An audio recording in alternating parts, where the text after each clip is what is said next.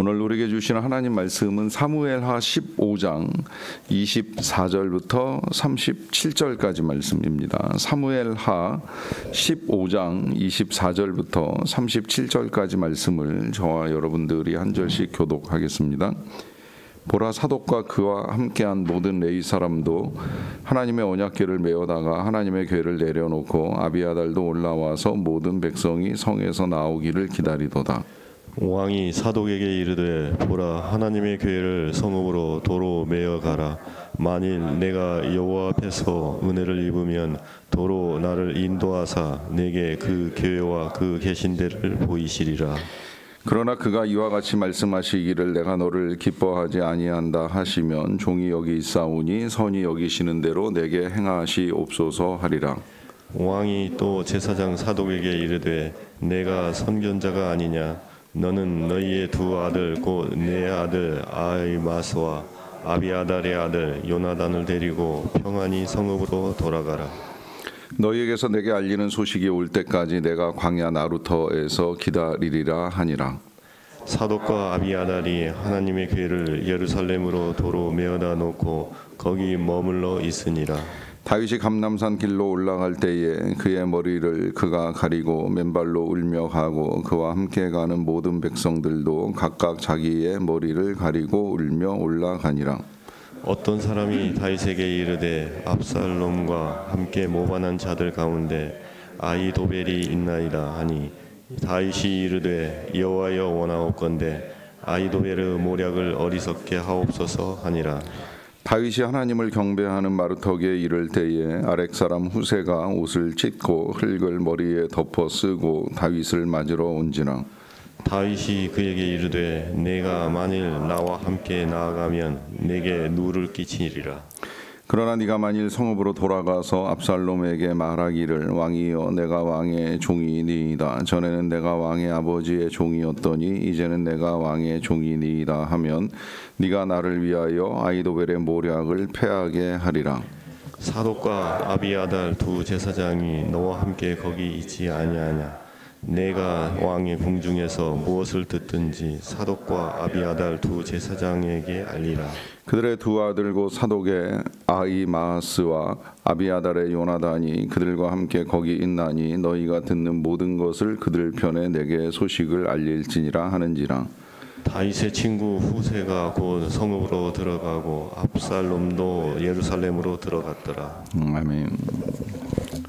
고난이라고 하는 건 누구에게나 힘이 듭니다. 각자 겪는 고난이 다르고 또 고난의 내용이 틀리기 때문에 누군가에게는 그것도 고난인가 할 수 있을지 모르겠지만 겪는 입장에서는 이것도 나에게 있어서 참 힘든 시련이고 또 괴로운 시간이다라고 하면 틀림없는 사실입니다.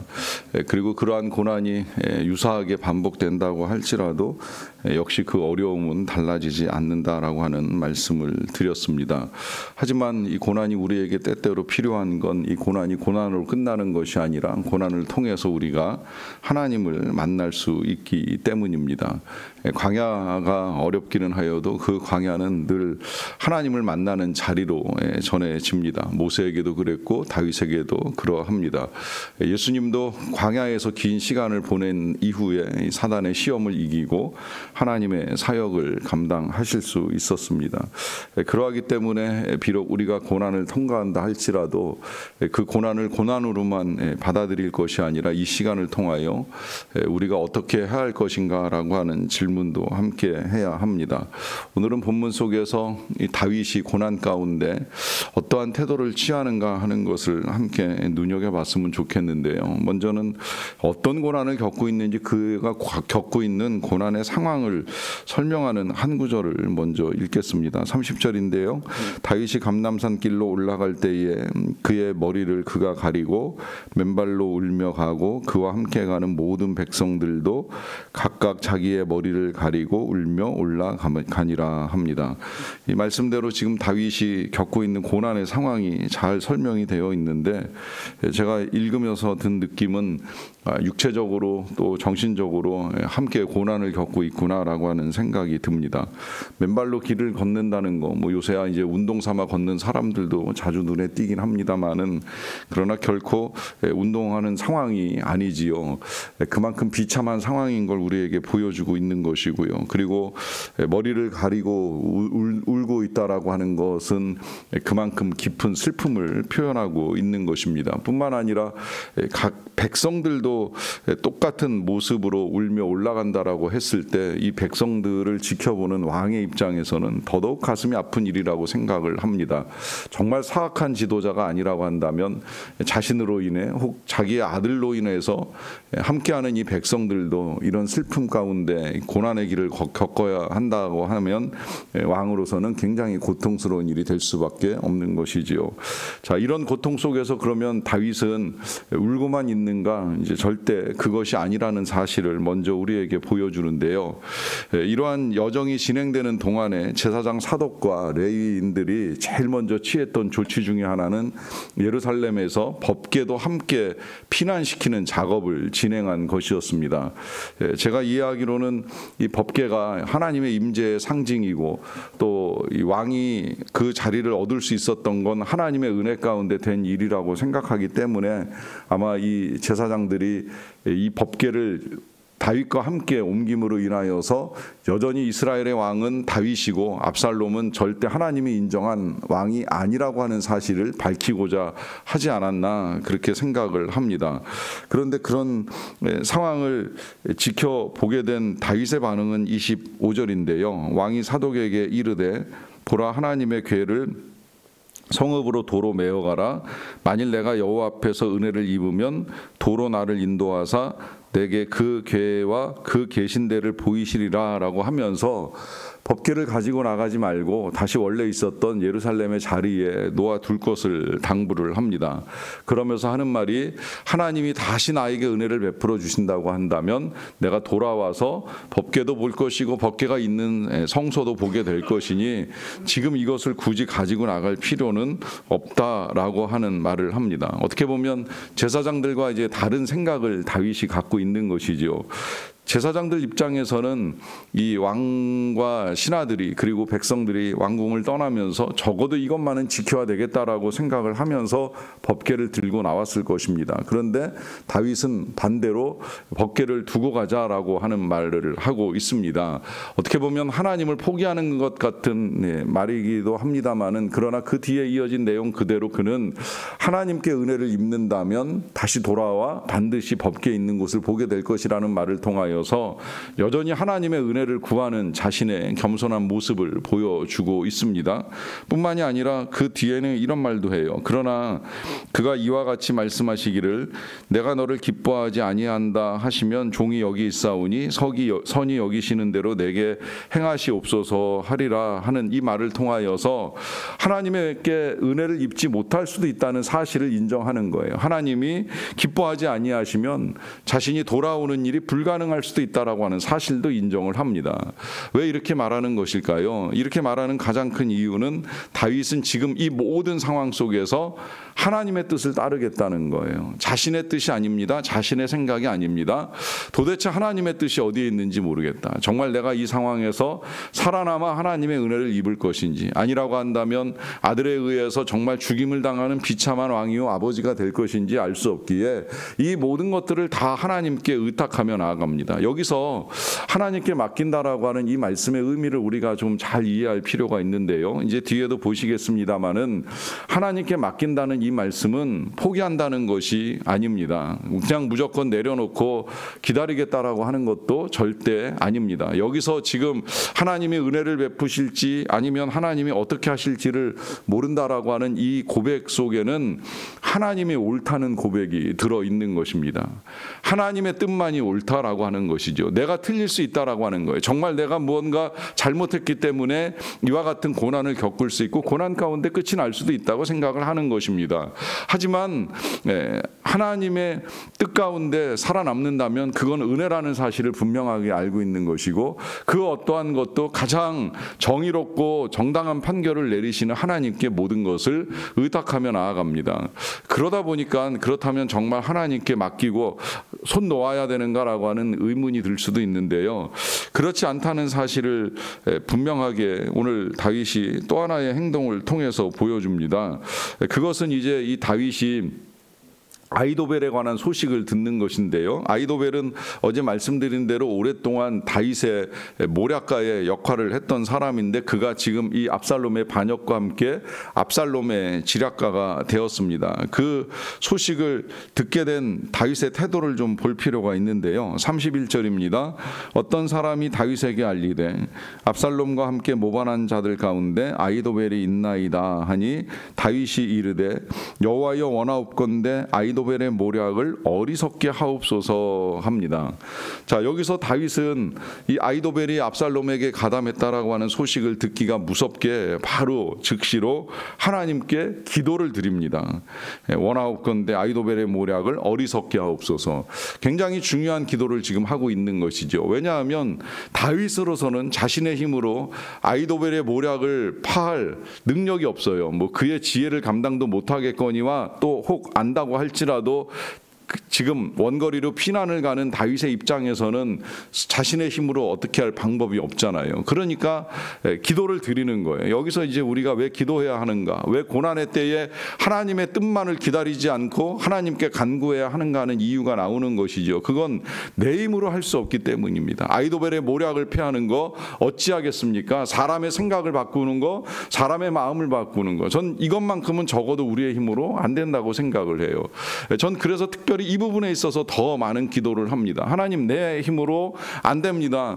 사람의 마음을 움직이는 거, 뭐 더 나아가서 설교 중에 사람의 마음에 감동을 불러 일으키는 거, 교회의 변화를 꿈꾸는 거, 이 어떤 것들이 다 사람의 힘으로 할 수가 있겠습니까? 이 모든 것들이야말로 하나님께 사셔야 되는 일입니다.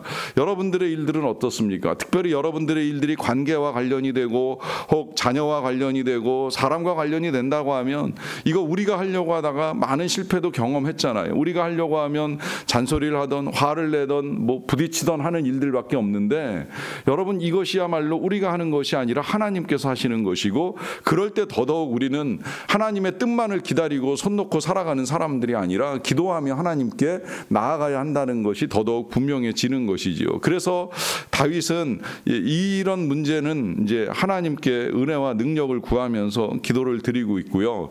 그 다음에 이제 그가 또 기도만 하면 되느냐라고 했을 때에 그것이 아니라고 하는 사실을 이제 또 한 가지 보여주는데요.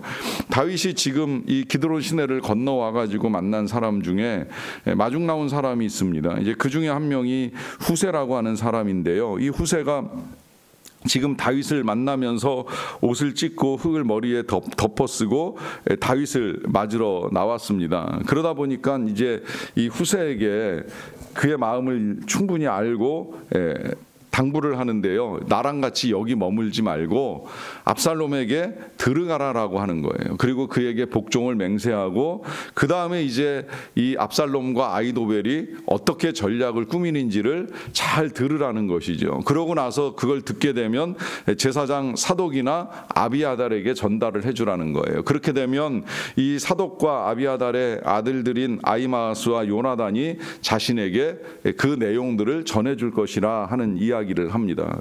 여러분, 여기서 다윗이 굉장히 치밀하게 이 상황을 헤쳐나가기 위한 전략을 꾸미는 걸 보실 수 있죠. 그는 절대 아무것도 하지 않고 있지는 않았습니다. 지금 굉장히 중요한 정보를 취하기 위해서 후세를 보내고, 후세가 알게 된 그 정보를 얻기 위해 몇 단계의 이 계통을 거치면서 자신이 어떻게 해야 되는가라고 하는 것까지 치밀하게 준비를 하고 있습니다. 여기서 이제 우리는 우리가 고난을 겪을 때 어떻게 하는가라고 하는 원리가 너무 이제 다 나온 거예요. 잘 나왔습니다. 그것은 첫째, 하나님의 뜻을 구하는 거예요. 내게 은혜를 베푸실지 아니면 정말 하나님이 나를 어떻게 하실지 가장 중요한 건 하나님의 뜻을 구하는 것이고요. 그 가운데 정말 내 힘으로 할 수 없는 것들에 대해서는 하나님의 능력과 하나님의 손길을 구하는 기도 절대 멈출 수 없습니다. 하지만 기도로 끝나지 않지요. 내가 뭘 해야 되는지 그것조차도 모른다면 그것조차도 하나님이 나에게 지혜를 주셔서 깨닫게 하시도록 분명히 하나님께서 우리에게 하라고 명하시는 것들을 파악해야 됩니다. 그 다음에는 지금 이 다윗처럼 즉각 실천으로 옮기는 겁니다. 그래서 지금 이제 이 고난의 자리에서 놀랍게도 하나님께서는 이 하나님의 사람들과 함께 이 고난을 풀어 가시는 것을 볼 수가 있습니다. 중요한 건 법궤가 함께 가느냐 아니 가느냐의 문제가 아니라고 하는 것입니다. 중요한 건 하나님과 함께 가는 것입니다. 하나님과 함께 가는 동안에 하나님이 필요한 사람들을 만나게 하실 것이고요. 또 하나님께서 필요한 길을 열어 주실 것입니다. 이것이 우리가 광야를 지나가는 방법입니다. 고난을 돌파하는 방법이고 그 고난 가운데 하나님을 만나고 하나님께서 주시는 승리를 경험하는 길입니다. 이 길이 저와 여러분들에게도 주어지는 하나님의 길이 되시기를 주님의 이름으로 축원합니다. 기도하겠습니다. 사랑과 은혜가 풍성하신 아버지 하나님 감사합니다. 오늘도 이 아침에 우리가 주님 전에 이르게 하여 주시고 주님의 지혜, 주님의 말씀에 따라 우리가 이 하루를 어떻게 살아가야 할지를 알도록 도와주시는 주님을 찬양합니다. 여호와여 우리에게 선히 행하시옵소서. 은혜를 베풀어 주시기를 원합니다. 무엇보다 우리는 다 하나님의 은혜가 필요한 사람들입니다. 은혜 아니면 살아갈 수가 없다는 찬양의 고백이 절대 헛되지 아니합니다.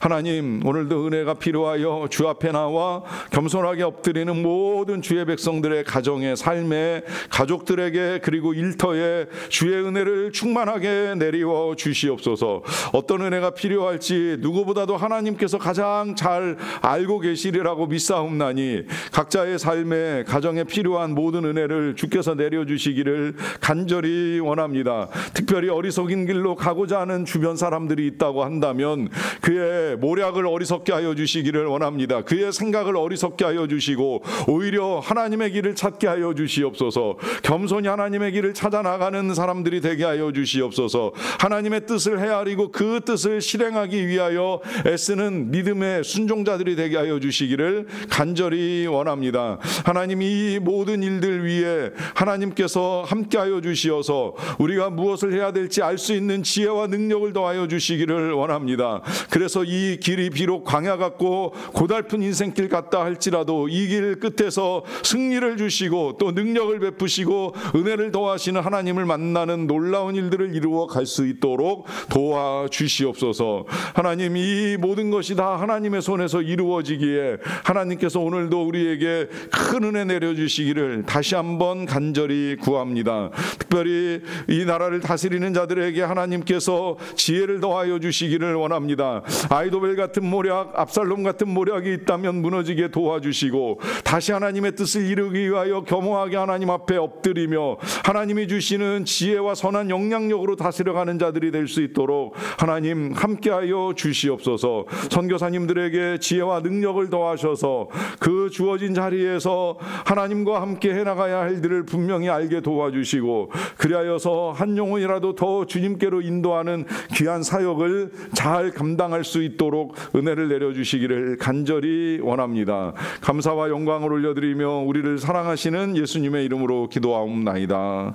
아멘.